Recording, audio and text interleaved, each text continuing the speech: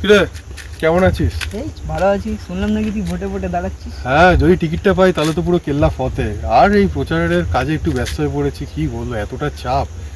আর এখানকার যা মানুষ, এদেরকে এখন ভোট নিতে গেলে হয় 100 টাকা করে দিতে হচ্ছে, নাহলে একটা করে বিরিয়ানির প্যাকেট, নাহলে তো ভোট আসবে না। না, ওটাই করছি, যাকে পাচ্ছি একটু টাকা পয়সা দিয়ে যতটা ভোট টানা যায়।